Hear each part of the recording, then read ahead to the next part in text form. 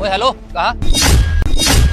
ये डिलीवरी देने जा रहा था मैं साहब को। अबे तेरे को दिखाई नहीं दे रहा? साहब वहाँ फोन पे बात कर रहे हैं, यहीं पे रुका रहे। दरअसल साहब मेरी बच्ची का ना स्कूल है, वो लेट हो जाएगी। आप उनको आवाज देके बुला दो ना, मैं दे के निकल जाऊंगा बस। अरे तेरा दिमाग तो नहीं खराब हो गया है? अब तेरी बच्ची को स्कूल जाना है, साहब की थोड़ी ना गलती है। देख अभी साहब की ना इंपॉर्टेंट मीटिंग चल रही है, जब तक उनकी मीटिंग खत्म ना हो जाएगी ना यहीं खड़ा रहे, और तब तक तो डिलीवरी नहीं देगा। पापा फिर तो मैं एग्जाम के लिए लेट हो जाऊंगी, मुझे अंदर नहीं बुलाया जाएगा। आप गार्ड अंकल से बोलो ना प्लीज जाने दे हमें अंदर। आप घबराओ मत, मैं करता हूँ कुछ। देखिए भैया मेरी बच्ची का एग्जाम है, वो सच में बहुत लेट हो जाएगी। 10 मिनट के चलते इसका एग्जाम छूट जाएगा। आप जाने दो ना मेरे को प्लीज।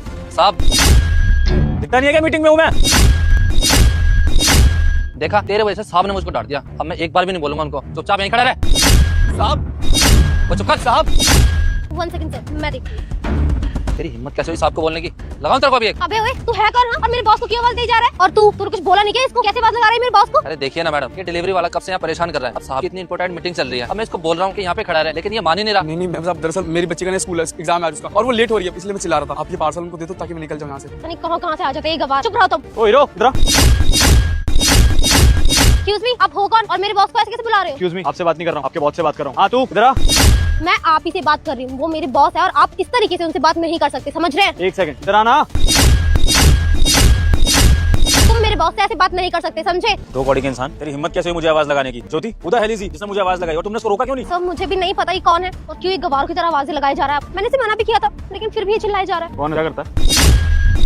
ये सड़क छाप मुझसे पूछ रहा है कि मैं कौन हूँ? तू मुझसे पूछ रहा है मैं कौन हूँ? देख लो ज्योति, आजकल के फटीचर लोगों की हिम्मत कितनी बढ़ गई है। इनको बड़े और छोटे आदमी का फर्क ही नहीं पता। मुझसे पूछ रहा है कि मैं कौन हूँ। ये जितने भी यहाँ पर बिल्डिंग्स है ना, जितने भी ऑफिस यहाँ पर बने हुए हैं, ये सब एक ही कंपनी के हैं और वो कंपनी मैं चलाता हूँ। I am the CEO of this company. और तुम मुझसे मेरी कंपनी के बाहर खड़े होकर पूछ रहा है कि मैं कौन हूँ? एक बात बता मुझे, तेरा बाप क्या करता था?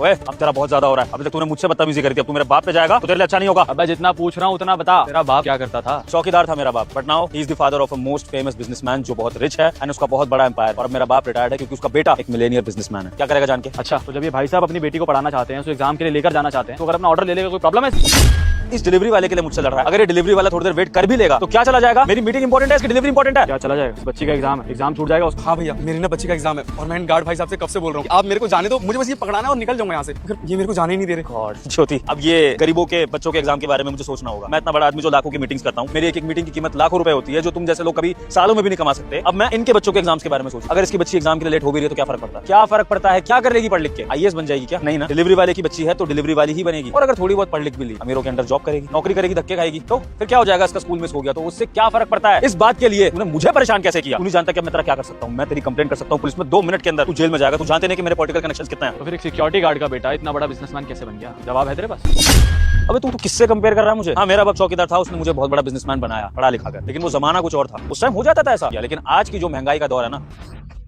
अरे मेम साहब रुकिए। हाँ बोलो। मेम साहब ये हीटर है। हाँ हीटर ही है, क्या हुआ?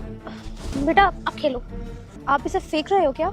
हाँ ये खराब हो गया तो फेंक रही हूँ उसे। मेम साहब अगर आपको कोई दिक्कत ना हो तो इसे मैं रख लूं? अरे मैंने अभी तो बताया खराब है ये। इस हीटर का क्या करोगी तुम? ये देखो तार इसके निकली हुई है, बार बार ना इसका प्लग निकल जाता है, खराब है ये और करंट भी मारता है ये। मेम साहब आप ना उसकी चिंता मत करो, मेरे पति है ना वो बिजली का ही काम करते हैं, इसे एकदम ठीक कर देंगे। आप दे दो इसको मुझे। अरे मैंने भी अच्छे अच्छे इलेक्ट्रिशियन को दिखा दिया, ये बार बार करंट मारता है। अरे चले चाहे ना चले वो अलग बात है, लेकिन तुम्हें करंट लग गया है, तुम्हारा बच्चा है उसको करंट लग गया तो आप उसकी चिंता मत करिए, वो ठीक कर देंगे, बहुत अच्छा काम आता है उनको। हमें जरूरत है। देखो मैं तुम्हें तो ये नहीं देने वाली हूँ। तुम्हारे बच्चे को कल को करंट लग गया ना, मेरे घर के बाहर हंगामा कर दोगे तुम लोग कि मैं यहाँ पे हीटर देके गई थी, मेरा बच्चा बीमार हो गया, मुझे करंट लग गया, या पैसे हटने लग जाओगे। इतना बड़ा नुकसान तो मैं किसी का करने नहीं वाली ना अपना। कल को पता नहीं तुम लोग क्या बोल दो कि हमारे हीटर की वजह से पता नहीं तुम्हें क्या हो गया। तो नहीं ये खराब हीटर है, मैं फेंकने वाली मैं नहीं देने वाली तुम्हें। नहीं मेम साहब आप समझने की कोशिश तो कीजिए, हमारे घर में बहुत ठंड लगती है और छोटे बच्चे हैं, उनको कभी खांसी जुकाम बुखार ये सब होता ही रहता है। ये हीटर से ना काफी मदद हो जाएगी हमारी। दिन तो निकल जाता है कैसे भी करके, लेकिन रात कटना बहुत मुश्किल हो जाती है, ठंड बहुत होती है ना, तो इसीलिए बहुत मेहरबानी होगी अगर आप हमें ये दे देंगी तो। अरे अगर इतनी हीटर की जरूरत है तो खरीद लो ना, 1000-1200 तक का आता है, जाके नया ले लो दुकान से कम सेफ तो रहोगी। अरे अपनी नहीं तो अपने बच्चे की सोच लो कि पुराना हीटर रखने से उसका नुकसान है, नया हीटर लेके आ जाओ, रात रात को चलाना होता है, उसे भी कुछ नहीं होगा। मेरी मानो 1000-1200 का नया हीटर ले आओ। दीदी खरीद पाते तो जरूर खरीदते, अब खरीदने की हैसियत नहीं है तो इसलिए आपसे मांग रहे हैं। और 1000-1200 आपके लिए छोटी रकम होगी, हमारे लिए ना बहुत बड़ी रकम है, इसलिए आपसे दरख्वास्त कर रहे हैं दे दीजिए हमें, हमारा बहुत काम बन जाएगा इससे। देखो ये खराब हीटर तो मैं तुम्हें नहीं दे सकती, मैं किसी की बीमारी अपने सर नहीं कि मेरी वजह से किसी और को परेशानी हो रही। एक काम करो तुम यही रुको, मैं आती हूँ। कहाँ रह गई यार ये?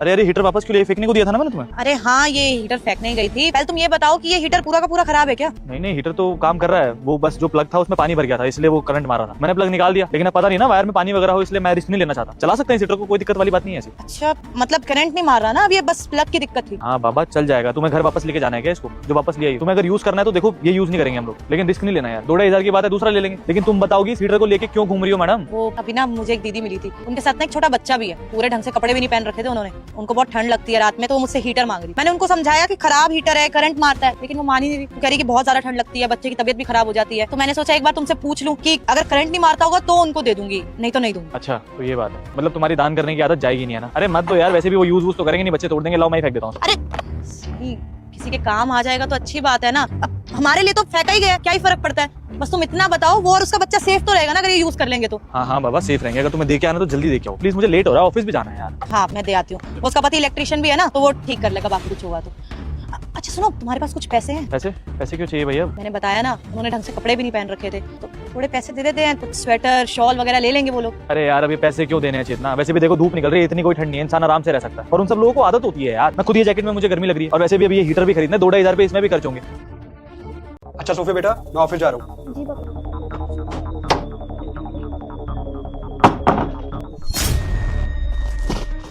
ये अपाहिज का नाटक करते करते ना मैं थक चुकी हूँ। मम्मा जब आप काम कर लो ना तो मेरे कमरे में आ जाना, मेरा स्कूल का काम कर देना। और हाँ, मैंने रोज रोज की रोटी खाकर ना पक चुकी हूँ। आप मेरे लिए कुछ टेस्टी सा बना देना, चाउमीन या फिर पास्ता।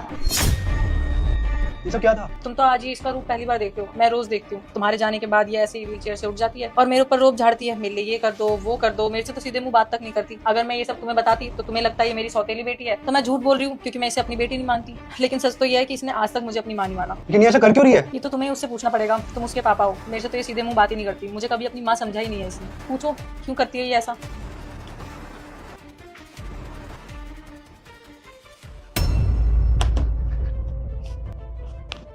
बंद करो अपना ये नाटक, मैंने सब कुछ देख लिया। पापा आप तो ऑफिस गए थे ना? नहीं गया मैं ऑफिस, आज सुबह से मैं घर पे हूँ और मैंने अपनी आंखों से सब कुछ देख लिया। ये तुम सुबह नाटक कर रही थी ना? नहीं पापा, मैं अभी भी बीमार हूँ, मेरे ना गर्दन में दर्द है अभी। मैं शर्म नहीं आती? अभी भी झूठ बोली जा रही हो, मुझे समझ नहीं आता तुम ऐसा कर क्यों रही हो। पापा आप ना गलत समझ रहे हो, मम्मी ने आपको भड़का रही है। मैं अभी भी सही से नहीं चल पाती, वो तो मैं लंगड़ाते लंगड़ाते वॉशरूम गई थी। मम्मी ने मेरी बिल्कुल हेल्प नहीं करती। बस बेटा बहुत हो गया, अब झूठ बोलने का कोई फायदा नहीं है। मैंने आपके पापा को नहीं भड़काया है, उन्होंने सब कुछ ना अपनी आंखों से देख लिया है कि कैसे उनके जाने के बाद व्हील चेयर से उठ जाती हो और मेरे ऊपर रोब झाड़ती हो और मेरी एक बात नहीं सुनती और मुझे मम्मा तक नहीं मानती तुम। आज वो ऑफिस गए ही नहीं है, उन्होंने सब कुछ देख लिया। क्योंकि मुझे अच्छे से पता है कि अगर मैं इनको बताती तो तुम झूठ बोलती, फिर ये तुम्हारे बहकावे में आ जाते और मेरी एक बात नहीं सुनते। अब बस तुम्हारे पापा ये जानना चाहते हैं कि तुमने ऐसा क्यों किया, ये नाटक तुम क्यों करती हो। सोफिया आपकी मम्मा बिल्कुल सही कह रही है, आप ये नाटक क्यों कर रही हो? क्या मिल रहा है आपको ये सब करके?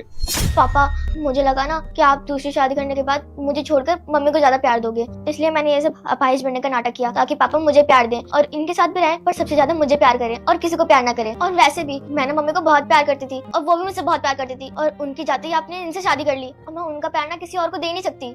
नहीं बेटा, मैंने दूसरी शादी इसलिए की ताकि सताक्षी तुम्हारा ख्याल रख सके। अब मैं तो ऑफिस होता हूँ तो पीछे से तुम्हारा ख्याल कौन रखता? तुम्हारे पास मम्मा तो थी नहीं ना, मैंने सिर्फ तुम्हारे लिए ही इनसे शादी करी। और सताक्षी तुम्हें अपनी बेटी मानती है, बल्कि तुम ही हो जो उनको अपनी मां नहीं मानती। और एक बात बताओ, तुम्हारी मम्मी जो तुम बोलती हो सब कुछ करती है ना, तुम्हारा होमवर्क करती है, तुम्हारे लिए सब कुछ बनाती है, फिर भी तुम ऐसे कर रहे हो। अब चुपचाप तुम सताक्षी को सॉरी बोलोगी, ठीक है? और जैसे अपनी मम्मी से प्यार करती थी वैसे ही सताक्षी से प्यार करो, मुझे सॉरी बोलो।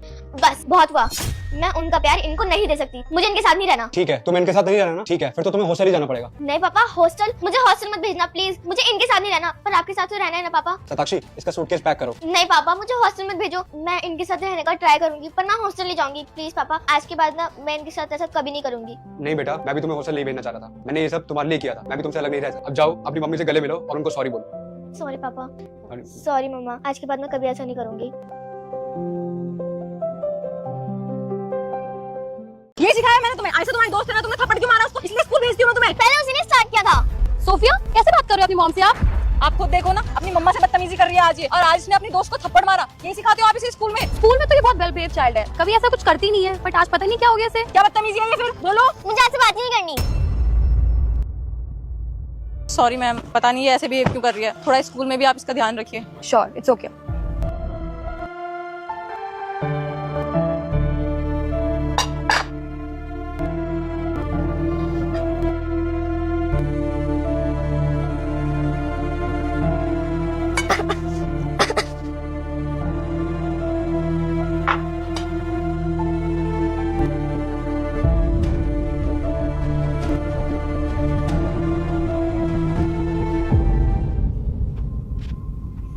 मम्मा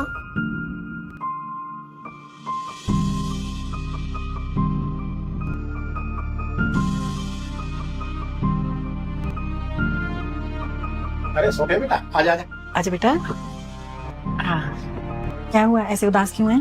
दादा दादी मम्मी मेरे से बात नहीं कर रही। जब से मैं स्कूल से आई हूँ ना उन्होंने मुझे खाना खिलाया, ना मेरी ड्रेस चेंज करवाई और ना मेरे से बात कर रही है। और बेटा कुछ तो बात हुई होगी। हाँ मैंने उन्हें डांट दिया था। देखा, आ गया ना याद कि तुमने क्या किया है। देखो बेटा, मैं मम्मी से ऐसे बात क्यों की तुमने? हाँ, ऐसे किसी को भी बुरा लगता है। अब देखो ना, वहाँ पे जितने भी लोग होंगे जिन्होंने भी सुना होगा कि तुमने अपनी मम्मी के साथ बदतमीजी की, वो क्या सोचेंगे कि कैसी माँ है, अपनी बच्ची की परवरिश अच्छे से नहीं की है, उसे बात करना नहीं सिखाया है ना? सब सोच रहे होंगे ना ऐसा। और तुम्हारी मम्मी तुम्हारा कितना ध्यान रखती है। अरे सुबह सबसे पहले उठती है, तुम्हें रेडी करेगी, तुम्हारा टिफिन रेडी करेगी, तुम्हें ब्रेकफास्ट करवाएगी, स्कूल छोड़ेगी, जब तुम स्कूल से आती हो तब भी कितना ध्यान रखती है ना? और तुम्हें पता है तुम्हारे पापा ने तुम्हारा चॉकलेट बिल्कुल बंद कर रखा है, लेकिन तुम्हारी मम्मा तुम्हारे लिए लाती है ना फिर भी। और बेटा वैसे भी बड़ों से तो इज्जत से बात करते हैं ना, ये तो हमने आपको सिखाया है। हाँ दादाजी, लेकिन अब मैं क्या करूँ? ठीक है ठीक है, ठीक है दादाजी।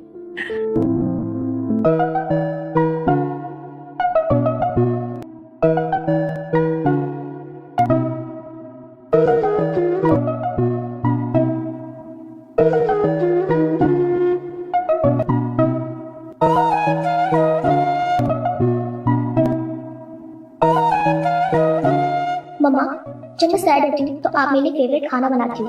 आज मैंने आपके लिए आपका फेवरेट पराठा बनाया, अब तो खाना खा लो। आई एम सॉरी मम्मा, आगे से मैं कभी भी गुस्सा नहीं करूंगी, ना ही बदतमीजी करूंगी। सॉरी मम्मा।